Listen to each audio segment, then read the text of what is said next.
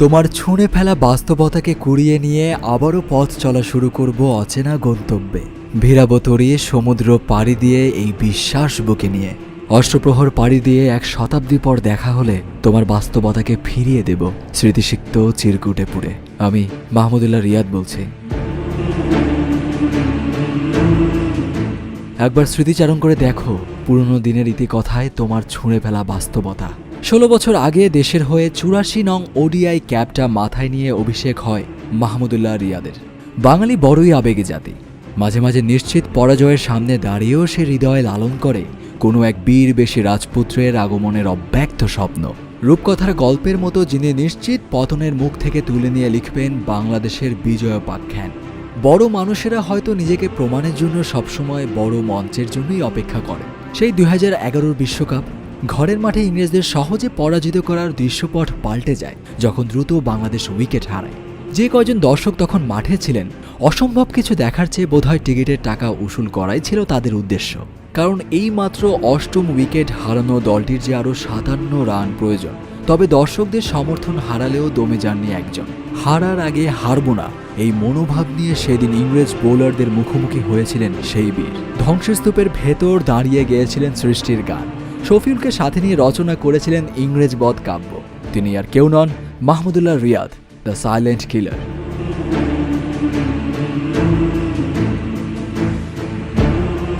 2015 বিশ্বকাপ আবারও Bangladesh England match. স্রোতের বিপরীতে রিয়াদ 4-এ নেমে তৈরি করলেন এমন রেকর্ড, শত রেকর্ডের ভাঙা গড়ার খেলায় যে রেকর্ড থাকবে চির অক্ষত, চির অমলিন। বিশ্বকাপে বাংলাদেশের হয়ে প্রথম শতক। রিয়াদ রূপকথা এখানেই শেষ নয়। পরের ম্যাচে হ্যামিল্টনে নিউজিল্যান্ডের বিপক্ষেও দিলেন আস্থার প্রতিদান। হাঁকালেন ব্যাক টু ব্যাক সেঞ্চুরি। সেঞ্চুরির পর তাঁর উড়ন্ত চুমুর উদযাপনের ছবি ছাপা হলো পত্রিকায়। মাহমুদুল্লাহ হয়ে উঠলেন জনতার নায়ক।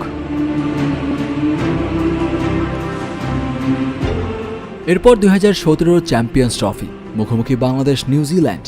266 রানের লক্ষ্য তাড়া করতেই বোল্ড সাউদি মিলিয়নদের তোপে 33 রানেই নিয়ে 4 উইকেট। এমন এক নাজুক পরিস্থিতিতে সাকিবের সাথে জুটি বাঁধলেন মাহমুদুল্লাহ।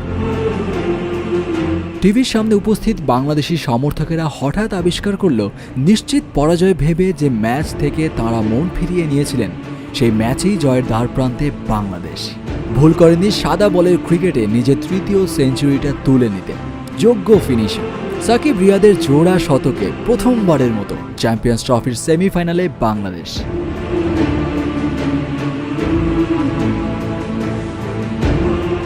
তবে মাহমুদুল্লাহর গল্পটা শুধু রূপকথার নায়কের মতো শুভ সমাপ্তির নয়।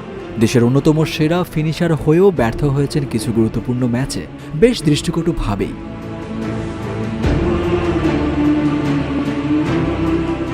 এত সফলতার মাঝে অল্প যেটুকু দুঃখ, তা না হয় একটু ভুলে থাকার চেষ্টা করা যাক। ভুলগুলোকে যদি একটু আড়ালে রাখি, মাহমুদুল্লাহর সাদা বলের ক্যারিয়ারকে মোটামুটি সফলই বলা যায়। তবে মুদ্রার অপর পিঠের মতোই বিপরীত তার লাল বলের ক্যারিয়ার। দেশের 100তম টেস্ট ম্যাচেও বাদ পড়েছেন, তবে হঠাৎ জিম্বাবুয়ে সিরিজের ডাক পেয়েছেন। প্রথম ইনিংসেই খেললেন ক্যারিয়ারের সেরা ইনিংস, অপরাজিত 150 রান। এমন মানুষগুলোর জন্যই হয়তো কবি ইমতিয়াজ মাহমুদ লিখেছিলেন, একদিন সব অবহেলা দ্বিগুণ করে ফিরিয়ে দেব। বারবার প্রমাণ করেছেন নায়কেরা বুড়িয়ে যান কিন্তু ফুরিয়ে যান না। দীর্ঘ এক যুগের টেস্ট ক্রিকেট ক্যারিয়ারে লাল বলের অসংখ্য ধুলো গায়ে মাখিয়েছেন। বিজয়ের অসংখ্য স্মৃতি বিদায় বেলায় একটু হলেও ছবি হয়ে ভেসে উঠেছে বারবার। মনে মনে কবি মার্জুক রাসেলের মতো হয়তো বলেছেন, তোমাকে ছাড়া এই ফিলিংস হচ্ছে হোক, আমি অনেক কিছুই ছাইড়ে আসা লোক। রঙিন পোশাকের ক্যারিয়ারটাকে রাঙাবেন বলেই সাদা পোশাকটা শোকেজে সাজিয়ে রাখতে চেয়েছেন। টেস্ট ক্রিকেটে তার অর্জনের শোকেজটা ভারী করতে পারেননি। তবে দিন শেষে সমস্ত ক্লান্তির ভিড়ে মাথা নুয়ে যখন বাড়ি ফিরেছেন, তখন হয়তো দেখেছেন উইপোকার ছাউনিতে তার শেষ বাসনটা পড়ে আছে। আদতে ক্রিকেটের এই জীবন ও জীবিকার তরে বারবার আঘাত নিয়েই ঘুরে দাঁড়াতে হয়। বয়সের ভারে, প্রত্যাশার চাপে নুয়ে পড়েছেন অনেকটা। সেই দুরন্ত রিয়াদকে আর দেখাই যায় না। এবার আরও একটি ক্রিকেট বিশ্বকাপ হাতছানি দিয়ে ডাকছে। রাজপুত্র কি পারবেন নিজের শেষ বিশ্বকাপে আবারও বিজয় উপখ্যান লিখতে?